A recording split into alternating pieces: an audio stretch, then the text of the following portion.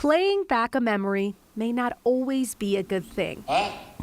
What was captured this time may make Joe Akmakian smile now. Yeah, I don't know. I think it's really funny. I was singing Taylor Swift to myself and I didn't realize it. But nothing about that moment at that time What just happened? pleased him. It's just a pretty wholesome experience to go to a Taylor Swift concert. I've seen her 3 times. Joe is just one of millions of Taylor Swift fans that attempted to land tickets to her upcoming tour. It took me 9 hours almost to get into the actual platform to purchase tickets.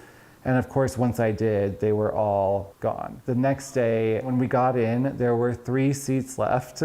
And they were wheelchair accessible in the whole stadium. If I wasn't in a wheelchair, I don't think I would have gotten those tickets. Joe knows he's one of the lucky ones. Still, the whole experience left him unhappy. The tickets went out. So he and 49 others decided to do something about it, joining a lawsuit taking on Ticketmaster, claiming a number of allegations, including intentional misrepresentation, fraud, and several antitrust violations for the, quote, ticket sale disaster. I really want people to understand that we're not just sour that people didn't get tickets. We knew that that was going to be hard either way. We just wanted it to be fair. Joe says he's not looking for money, but rather solutions to avoid another disaster from playing out. I don't want this to keep happening every time I want to go to a concert. I don't want to have to take 9 hours off of work just for nothing. And I think that's the way it's going if something doesn't change.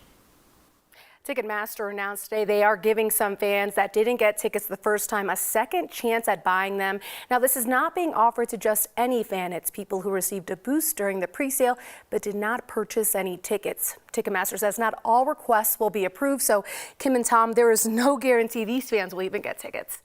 Oh, my goodness. I just know that if I was going to be someone's enemy, I'd rather have, North Korea or something instead of the Swifties.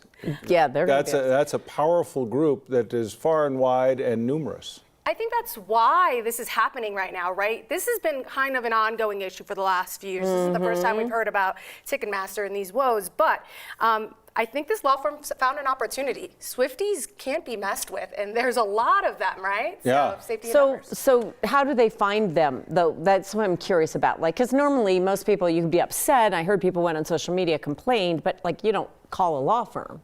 Yeah, where do you find fans, right? Social media. Apparently, this law firm advertised on TikTok saying, hey, if you had a really bad experience trying to find Taylor Swift tickets, and that's how Joe found them. And so no one could blame him for his addiction of TikTok anymore, he says. But yeah, so apparently they advertised and Joe responded, and that's when the wheels started turning. Yeah, good for them. All right. We'll see what happens. That's how it all plays out. That'll be the thing. Thank you, Jaleesa.